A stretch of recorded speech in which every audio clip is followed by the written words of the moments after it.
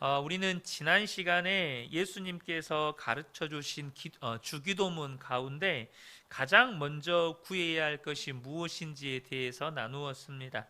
예수님은 하나님 나라에 대해서 먼저 기도하라고 하셨습니다. 우리가 무언가를 기도할 때 먼저 기도해야 할 것이 있다는 것을 저와 여러분이 꼭 기억하셔야 합니다.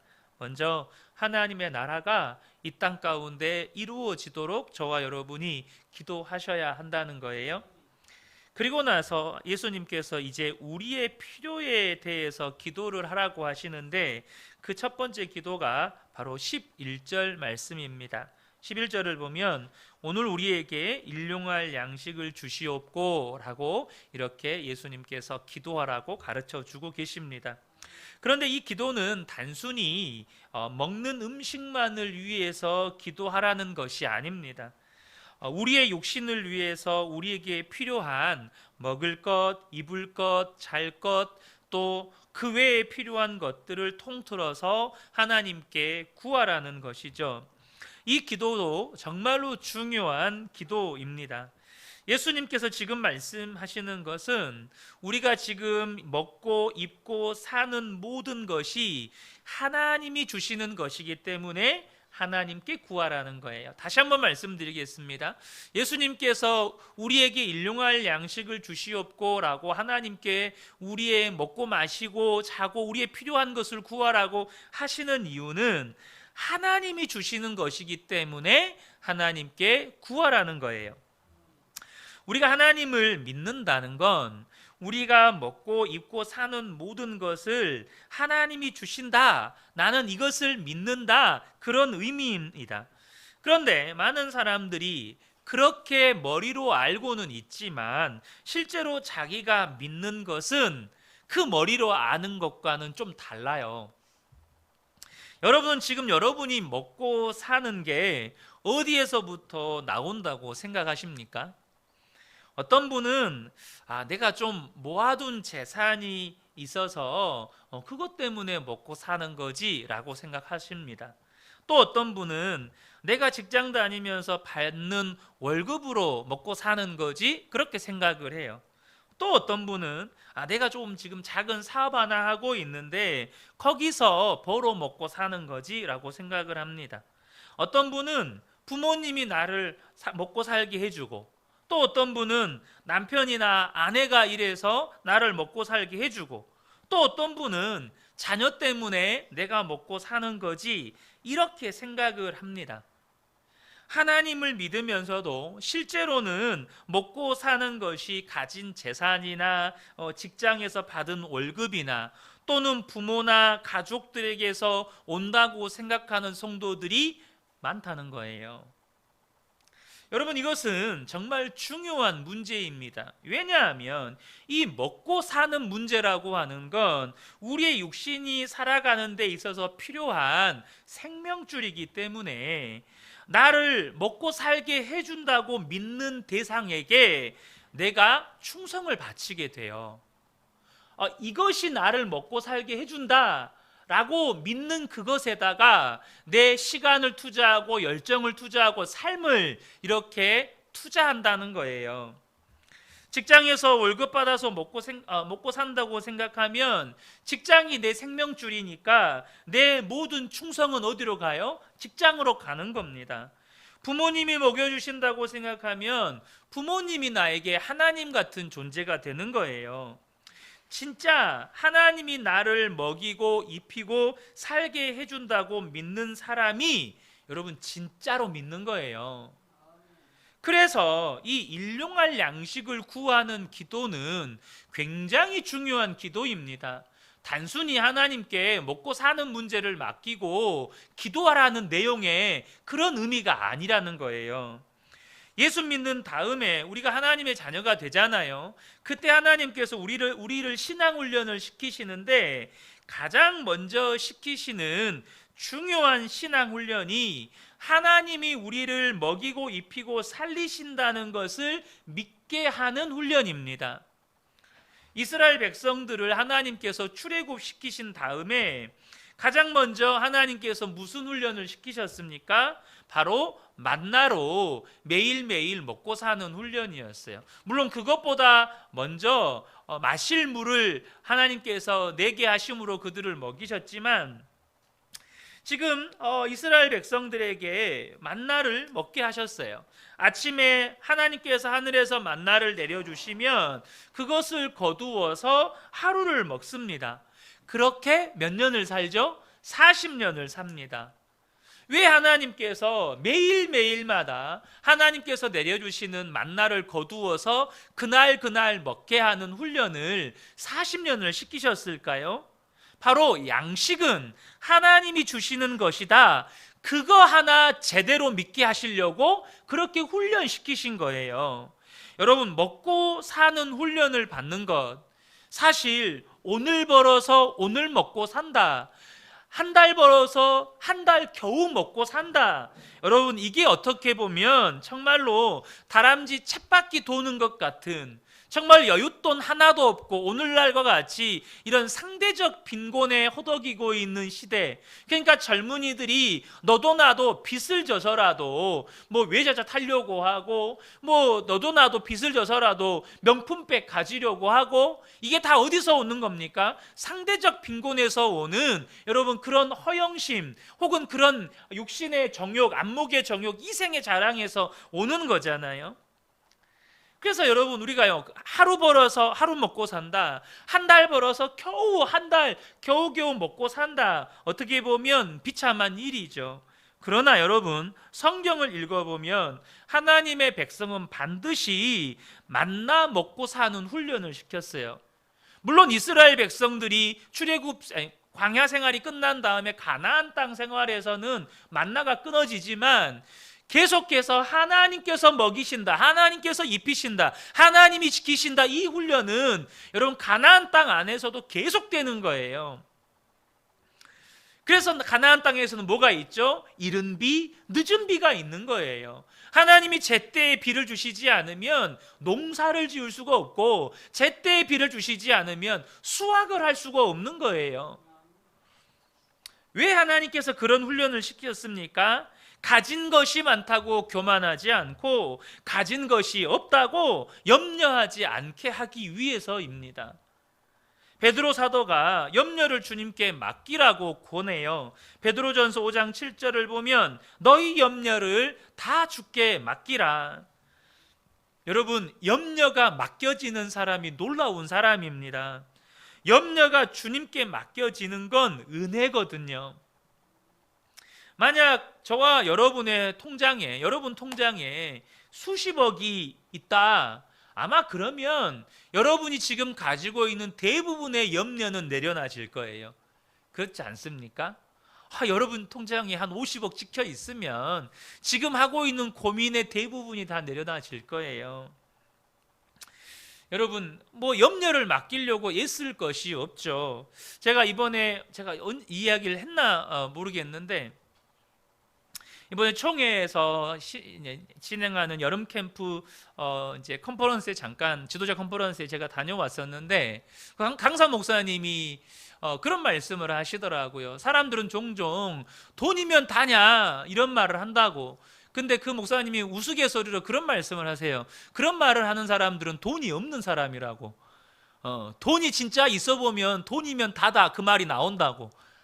그런 이야기를 하시더라고요. 근데 사실 저는 제 마음 안에, 목사님이 돈으로 안 되는 문제를 안 만나보셨나? 전 사실 그 생각이 들더라고요. 돈으로 안 되는 문제가 있어요. 여러분, 정말 저와 여러분이 예수님을 믿잖아요. 근데 예수님은 돈보다 크세요. 그러면 당연히 염려가 맡겨져야 되는 거예요. 예수님께서 하나님께 일용할 양식을 달라고 기도하라고 하시는 이유는, 하나님이 우리의 아버지가 되시고 그 하나님 아버지가 우리와 함께 계시기 때문이에요. 부모와 함께 사는 어린 자녀는 내일 먹을 것을 걱정하지 않아요. 그와 같이 우리도 염려하지 않기를 원하시는 겁니다. 우리에게 이런 역사가 일어나게 하기 위해서, 다시 말해 염려가 주님께 맡겨지는 은혜를 누리게 하시기 위해서 예수님께서 하나님께 일용할 양식을 달라고 기도하라고 하시는 거예요. 여러분은 예수님을 믿어서 정말로 하나님이 아버지가 되셨다면 먹고 사는 염려가 다 주님께 맡겨지셨나요? 안타까운 현실은 많은 분들이 그 믿음을 가지고 있지 못하다는 거예요. 여러분, 직장인들이 월급을 봉투로 받았던 때가 있었습니다. 아날로그 시대죠. 벌써 30년 전, 그 이전 이야기겠죠. 그래서 한때 월급날이 되면 은행 앞이나 거리에 우리 대한민국 안에도요 소매치기가 많던 시절이 있었습니다. 월급날에 은행 앞에 이렇게 소매치기들이 막 대기하고 있었던 그런 시절이 있었어요. 어느 집사님이 이제 월급날 월급 봉투를 받아가지고 즐거운 마음으로 버스를 타고 집으로 퇴근을 했는데 그만 소매치기를 당해버렸어요. 집에 도착해 보니까 이 옷 주머니가 면도날에 이렇게 찢어져 있고 이렇게 베어져 있고 월급 봉투는 어디 사라지고 없는 거죠. 그 자리에 몸져 누우셨습니다. 그리고 이제 한 달을 어떻게 살고 애들은 뭘 먹이나 학교는 어떻게 보내나 이렇게 고민하시는 거예요. 그런데 그분이 그렇게 누워 있다가 내가 지금까지 하나님을 믿는다면서 이렇게 낙심하는 모습을 보니 내가 월급을 믿고 살았구나라는 생각이 들더라는 거예요. 그래서 그 즉시 일어나서 하나님께 무릎을 꿇었습니다. 그리고 하나님 앞에 하나님 저 살려주세요. 한 달 동안 먹고 살게 해주세요. 그렇게 하나님께 구했다는 거예요. 그 집사님이 그동안 주기도문을 그렇게 많이 고백했지만 한 번도 그렇게 진지하게 고백해 본 적이 없었대요. 그리고는 그렇게 월급 없이 한 달을 살았대요. 그리고 나서는 그 집사님의 믿음이 완전히 달라진 거예요. 자기는 하나님을 믿고 사는 줄로 알았어요. 그런데 막상 이 월급 봉투를 소매치기 당해 보니까 자기가 월급 믿고 살았던 거예요. 그런데 이제 월급 없이도 하나님께만 의지하고 하나님이 공급해 주시는 것으로 먹고 살 수 있다. 이 믿음이 생기더라는 거예요. 우리 주님이 정말로 우리에게 부어주시고 싶은 은혜는 정말로 우리가 먹고 사는 문제로 염려하지 않는 바로 그 은혜입니다. 먹고 사는 문제로 더 이상 염려하면서 살지 말라는 거예요. 왜 먹고 사는 문제로 염려하지 않고 사는 은혜가 이렇게 중요한 걸까요? 이 마지막 때 우리가 영적으로 깨어있지 못하도록 강력하게 방해하는 것이 바로 생활의 염려이기 때문입니다. 누가복음 21장 34절에 너희는 스스로 조심하라. 그렇지 않으면 방탕함과 술 취함과 생활의 염려로 마음이 둔하여지고 뜻밖의 그날이 덕과 같이 너희에게 임하리라. 여러분, 우리가요 방탕함과 술 취함이 우리를 영적으로 무디어지게 만든다, 마지막 때에 영적으로 깨어있지 못하게 만든다, 너무나도 당연하죠. 방탕함과 술 취함. 그런데 많은 성도들이 이걸 몰라요. 생활의 염려 또한 우리를 영적으로 무감각하게 만들어버리고 영적으로 어둡게 만들어버린다는 거예요. 생활의 염려가 뭡니까? 결국 먹고 사는 문제 때문에 염려하고 산다는 거예요. 그것이 우리를 영적으로 어둡게 눈을 가려버리고 영적으로 무감각하게 만들어 버린다는 것입니다. 그래서 우리가 주님께서 하나님께 일용할 양식을 달라고 구하라고 하시는 이유는 먹고 사는 문제의 염려가 주님께 온전히 맡겨지는 은혜를 누리라는 겁니다. 또 하나, 이제는 욕심내지 말고 살라는 거예요. 하나님께서 이스라엘 백성들을 만나 훈련을 시키실 때 이스라엘 백성들이 아침에 이제 만나를 거두러 나갔다가 분명히 모세가 하루분만 거둬라 이렇게 말했다고요. 내일 또 만나가 땅에 떨어질 거니까 하루분만 거둬라 그랬어요. 근데 이스라엘 백성들이 어떻게 합니까? 내일 만나가 안 내려올지 모르니까 하여튼 되는 대로 왕창 거두어 드립니다. 하여튼 거둘 수 있는 건 다 거둬요.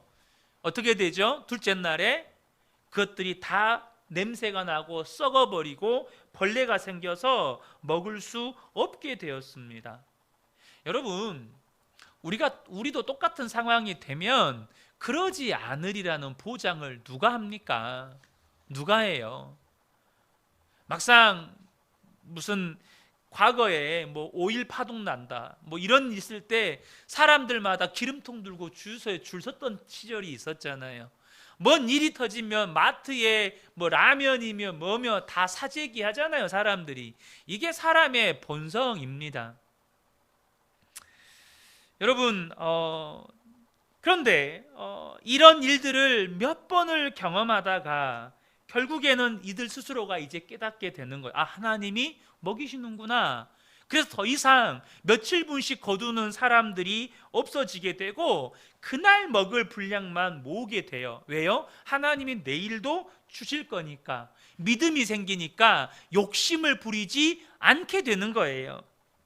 우리가 예수님을 진짜 믿게 되었을 때 우리에게 부어지는 은혜가 앞서 말씀드린 것처럼 염려가 사라지게 되고 또 하나 욕심이 사라지게 된다는 겁니다. 여러분, 욕심과 염려는 뿌리가 같아요. 하나님에 대한 불신앙 때문에 우리에게서 나오는 거예요. 하나님께서 나를 먹이신다, 입히신다, 재우신다, 나의 필요를 채우신다, 이 믿음이 없으니까 염려도 생기고 우리 안에서 욕심도 생기는 거예요. 그래서 사도 바울이 갈라디아서에서 이렇게 말씀합니다. 갈라디아서 5장 24절을 보면 그리스도 예수의 사람들은 육체와 함께 그 정욕과 탐심을 십자가에 못 박았느니라. 여러분, 하나님은요, 우리가 욕심을 가지는 것을 너무너무 싫어하세요. 십자가에 못 박았다고까지 말씀하세요. 여러분, 우리가 그리스도와 함께 십자가에서 죽었을 때 우리 안에 있는 정욕과 탐심도 십자가에 못 박혔다는 것을 믿으시기 바랍니다. 우리가 예수님과 함께 십자가에서 죽었어요. 그럼 그때 죽었을 때에 뭣도 죽은 거예요? 욕심도 죽었고 탐심도 죽은 거예요. 그러므로 저와 여러분이 정말로 하나님의 공급하심을 경험하며 살기를 원한다면 날마다 십자가에서 욕심과 정욕과 탐심이 십자가에 못 박혔다는 것을 믿음으로 선포하셔야 돼요. 결국 욕심 때문에 여러분, 하나님이 역사하실 수가 없는 거예요. 욕심이 왜 문제가 될까요? 욕심이 우리의 삶에 가장 치명적으로 우리의 삶에 문제를 일으키는 것은 우리 눈에서 하나님 나라의 영광을 가려버린다는 거예요. 하나님 나라의 영광을 보지 못하게 한다는 겁니다. 세상에서 먹고 살만해요. 뭐 부족한 것이 없어요. 그러면 하나님 나라에 대한 갈망을 우리 속에서 다 빼앗아 가버린다는 거예요. 이 세상이 너무 좋은데, 이 세상이 너무너무 즐거운데 뭐 때문에 하나님 나라를 갈망합니까? 여러분, 노아 시대 때 노아와 그 가족을 제외하고 다 심판받은 이유가 뭡니까? 다 시집가고 장가가고 먹고 마시는데 온통 인생을 다 허비하고 살았어요. 이 세상이 너무 좋은 거예요. 여러분, 노아 시대 때는 제가 뭐 창조과학 세미나를 여러 편 들어보니까 노아 홍수 심판 이전의 세계다 보니까 여러분, 얼마나 자연 경관이 아름답고 먹을 것이 풍족하고, 그러니까 부족한 게 없는 거예요. 그러니까 사람들이요, 하나님 나라에 대한 갈망이 없어요. 여러분, 우리가 가끔씩 정말로 자연 경치가 좋은 곳에서 맛있는 음식을 먹으면 아, 여기가 천국이구나 이런 생각 하실 수 있잖아요. 근데 여러분, 그거 아시나요? 우리가 아름답다 말하는 이 자연 경관은 노아 홍수로 파괴된 자연이라는 거. 노아 홍수 때 다 파괴돼 버린 지구를 보면서 우리는 지금도 감탄하고 있어요. 그런데 노아 홍수 이전의 세계에는 어땠을까요? 부족한 게 없는 거예요. 근데 지금도 마치 그와 같습니다. 물론 자연이라고 하는 이것으로 본다면 정말로 지구는 너무나도 파괴되어 있지만 그것과 상관없이 과학의 발전, 문화의 발전, 문명의 발전이 사람을 더 이상 좋을 수 없을 만큼 쾌락으로 끌고 가는 시대가 바로 이 시대입니다. 얼마나 사람들을 이 땅의 육신의 정욕, 안목의 정욕, 이생의 자랑에 빠져 살게 만드는지, 노아의 시대와 다른 측면에서, 하지만 영적으로 본다면 똑같이 이 세상이 너무 좋은 거예요. 그러니까 하나님 나라에 대한 갈망이 없는 거죠. 여러분, 근데요, 비교가 안 되는 하나님 나라의 영광이 있습니다. 비교할 수 없는 하나님 나라의 영광이 있어요. 그런데 이 세상 욕심 때문에, 이 세상에 가지고 있는 그 눈꼽만도 안 되는 그것 때문에 하나님 나라의 영광이 가려진다면, 예수 안 믿는 사람은 놔두고 예수를 믿는다고 하는 사람들이 지금 내가 가지고 있는 정말로 아무것도 아닌 그것 때문에 하나님 나라의 영광을 내 눈에서 가려져 버린다면 얼마나 그게 안타까운 일이냐는 겁니다. 나발이라는 부자가 있었습니다. 이 나발이라고 하는 부자, 다윗의 부하들의 도움을 받아서 그 목동들이 보호를 받게 되었던, 도움을 받았던 일이 있었습니다. 다윗이 이 일 때문에 부하들을 보내서 내가 너희에게 호의를 베풀었으니 나와 함께하는 사람들이 잠깐이라도 조금이라도 먹을 수 있는 좀 음식을 달라라고 정중하게 요청을 했어요.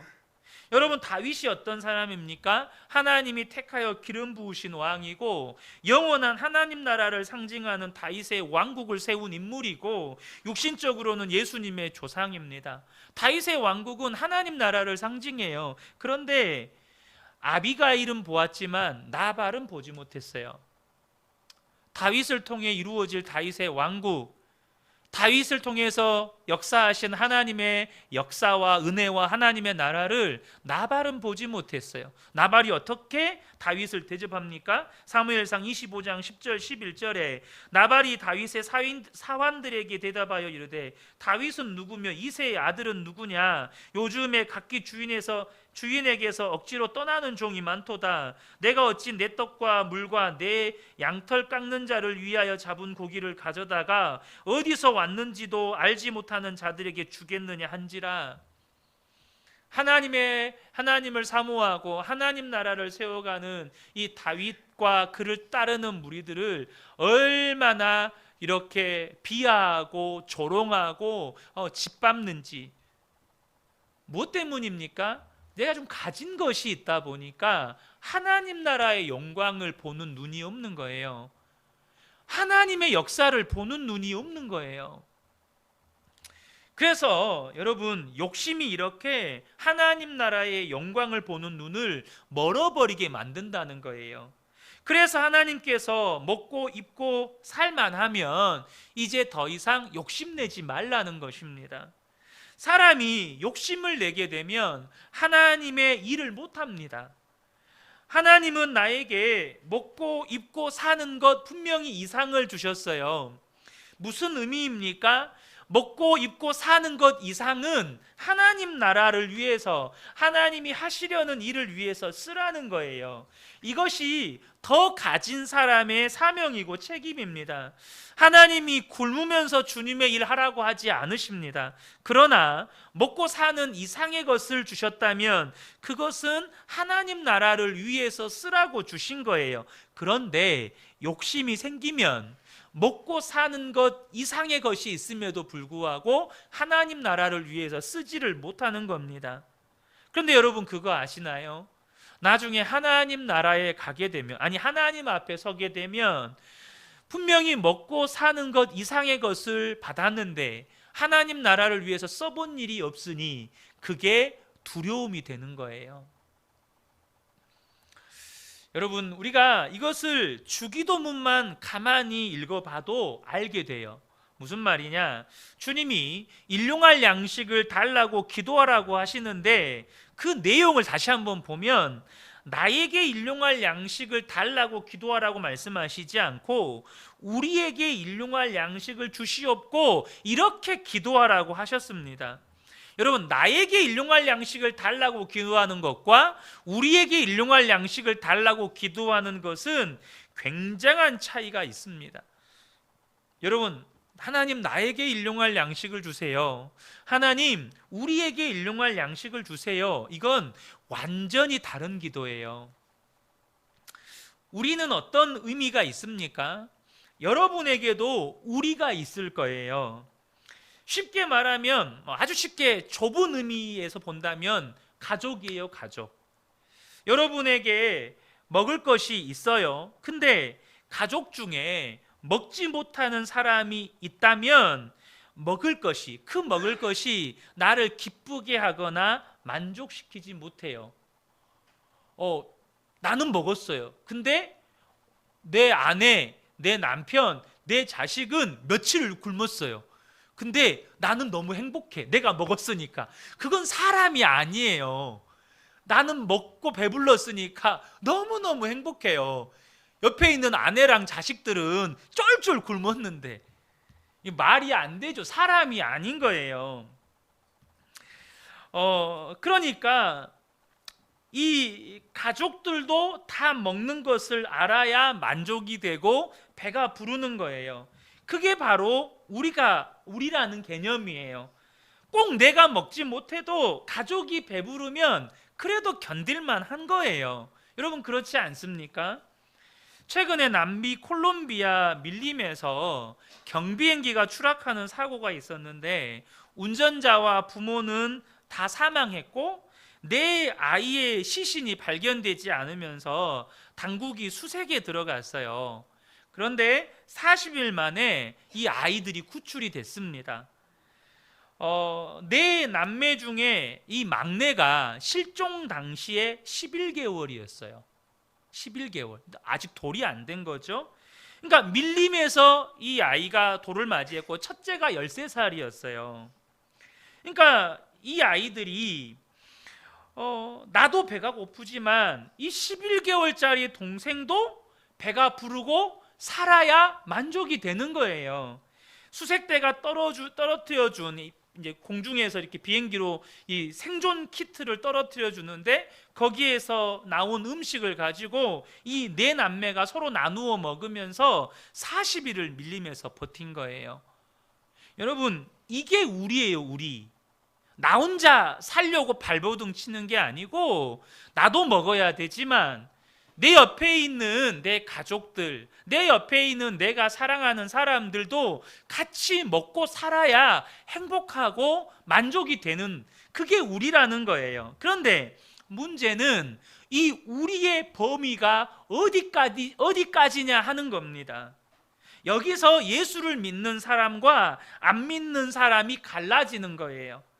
가족이 누군가는 굶고 있는데 나는 먹었다고 좋아하면 그 사람은 사람이 아니에요.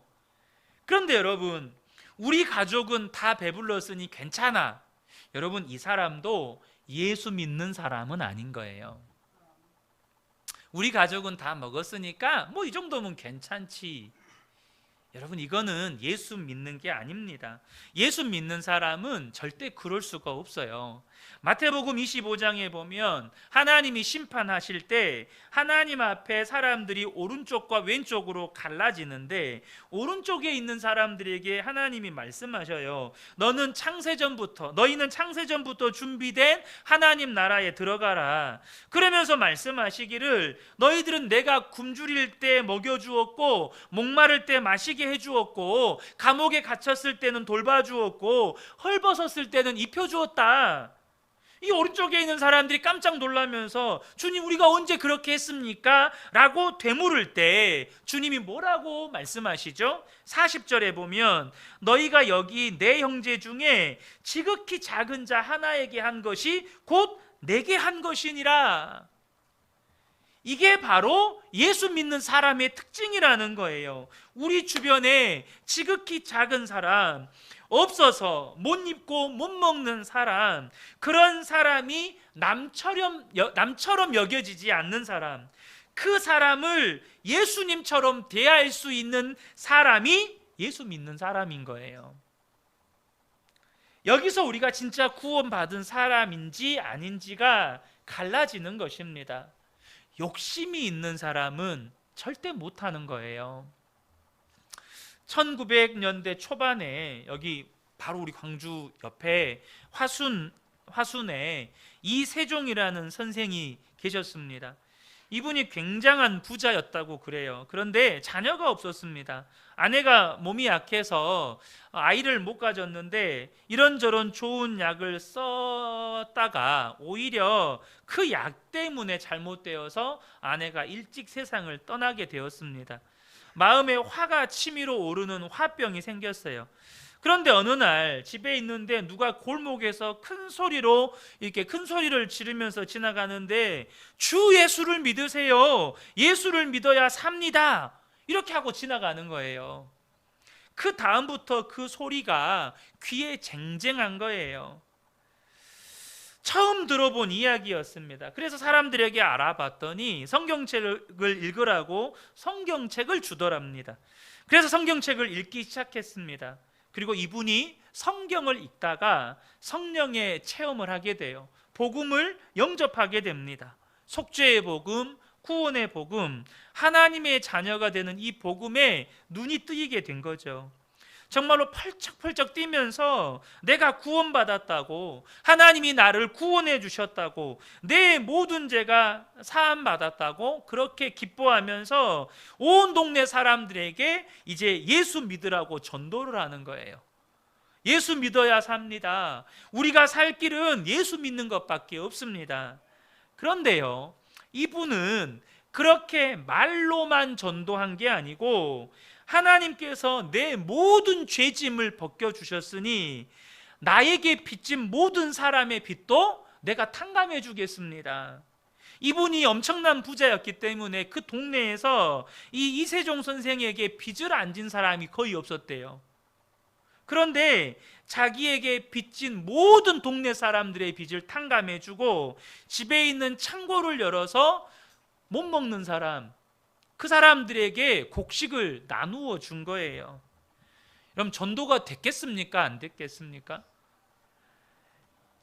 여러분, 한국 교회가 괜히 전 세계 선교 역사에 유례를 찾아볼 수 없는 부흥을 경험한 게 아닙니다. 우리 한국 교회 초창기에 이런 믿음의 선배님들이 계셨어요. 정말로 주변에 헐벗고 가난한 사람들을 외면하지 않고 정말로 자신의 재산을 풀어서 섬겼던 믿음의 선배들이 있었다는 겁니다. 사랑하는 성도 여러분, 우리가 예수를 믿고 살면, 정말로 예수를 진짜 믿으면 이제 먹고 사는 염려를 하지 않게 됩니다. 그리고 욕심으로 살지도 않게 돼요. 그리고 또 하나, 바로 굶은 사람, 배고픈 사람들을 다 가족처럼 여기게 된다는 거예요. 여러분, 이것이 기적이고 이것이 성도의 복입니다. 그러나 어떤 분은요, 어려운 사람은 정말로 그 수를 헤아릴 수도 없이 많고 가난은 나라님도 구제를 못한다는데 우리가 무슨 힘으로 어려운 사람, 배고픈 사람, 헐벗은 사람을 다 먹여 살릴 수가 있습니까? 이렇게 생각하실 수 있어요. 여러분, 우리가 못해요. 우리에게 그럴 힘이 없습니다. 주님은 우리 주변에 있는 모든 사람을 지금 먹여 살리라고 말씀하지 않았어요. 그럼 뭐라고 말씀하셨죠? 기도하라고 말씀하셨어요. 뭐라고 기도하라고요? 나에게 일용할 양식을 주시옵고가 아니고 하나님 나 이거 필요해요. 하나님 나 저거 필요해요. 하나님 이것 좀 주세요. 나는 꼭 이것을 가져야겠어요. 이거 그만 기도하고 하나님 우리에게 일용할 양식을 주옵소서, 그렇게 기도하라는 거예요. 주변에 굶주린 사람이 있다면 하나님 저 사람에게도 일용할 양식을 주십시오. 그렇게 기도하라는 거예요. 우리가 기도는 할 수 있잖아요. 주님이 우리에게 하라고 하신 것은 어려운 사람을 지금 당장 도우라는 게 아니고 우리에게 일용할 양식을 주십시오, 그렇게 하나님께 기도하라는 거예요. 가족을 위해 기도하는 것처럼 하나님, 가난하고 어려운 사람들 먹여주십시오. 하나님, 그들에게 공부할 수 있는 재정을 좀 채워주십시오. 하나님, 그들을 바르게 지도할 수 있는 인생의 지도자들을 만나게 해주십시오. 그렇게 기도하라는 거예요. 우리는 먹일 수 없을란가 몰라도 기도할 수는 있다는 거죠. 여러분, 이 기도를 절대 작게 여기시면 안 돼요. 기도가 결국에는 소원이고 결국은 우리의 인생이 소원이 끌고 가는 겁니다. 소원대로 우리의 삶을 하나님께서 이끌어 가시는 거예요. 내 소원이 아니고 하나님께서 내게 부어주시는 그 소원이 나의 인생을 끌고 가는 겁니다. 나중에 지나고 보면 알게 되죠. 사람은 기도한 대로 소원대로 사는 거예요. 여러분, 기도하지 않아도요, 내 육신의 소원이 내 마음을 가득 채우고 있잖아요. 그러면 그 사람은 그 소원대로 삽니다. 그 소원대로 살아요. 그러니 저와 여러분 안에 하나님이 부어주시는 소원이 있으셔야 돼요. 하나님께서 주시는 마음의 소원이 우리 안에 있어야 하고 그 소원대로 하나님 앞에 기도하는 거죠.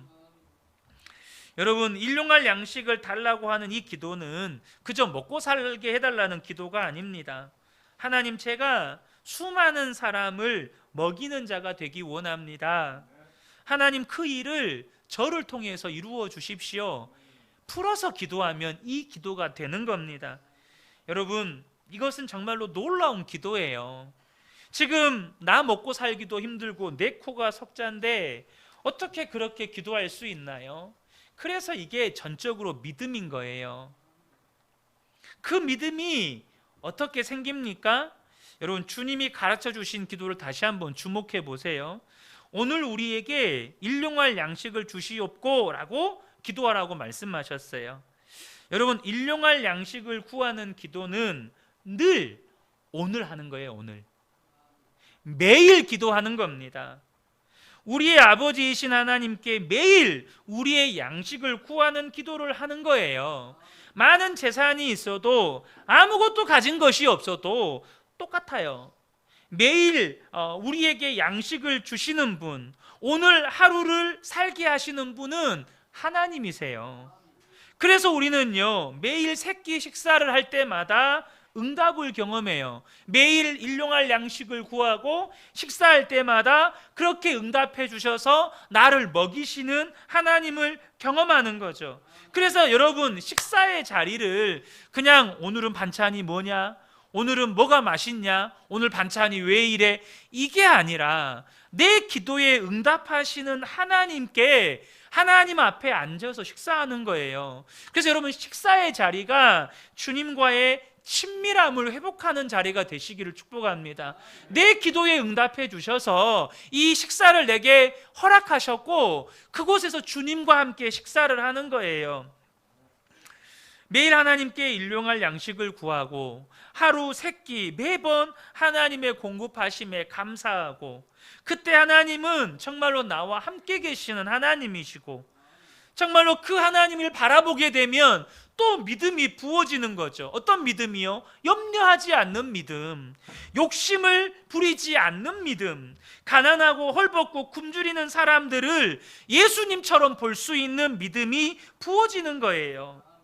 여러분, 예수님이 우리에게 오신 이유가 뭐죠? 계시록 3장 20절을 보면 볼지어다 내가 문 밖에 서서 두드리노니 누구든지 내 음성을 듣고 문을 열면 내가 그에게로 들어가 그와 더불어 먹고 그는 나와 더불어 먹으리라.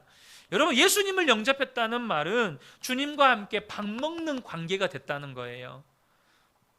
주님과 함께 하루 세 끼 밥 먹는 관계가 됐다는 거예요. 여러분, 우리가 부부 관계도 하루 세 끼 함께 안 먹잖아요. 이 말은 무슨 말이죠? 나와 가장 친밀한 분이 예수님이라는 거예요. 부부 관계도 하루 세 끼를 같이 못 먹어요. 근데 예수님 나와 하루 세 끼 밥을 같이 먹어요. 커피 마실 때도 나와 같이 마시세요. 여러분, 우리가 무엇을 먹든지 주님이 우리와 함께 계시는 거죠. 여러분, 이 친밀함이 저와 여러분에게 실제가 되셔야 합니다.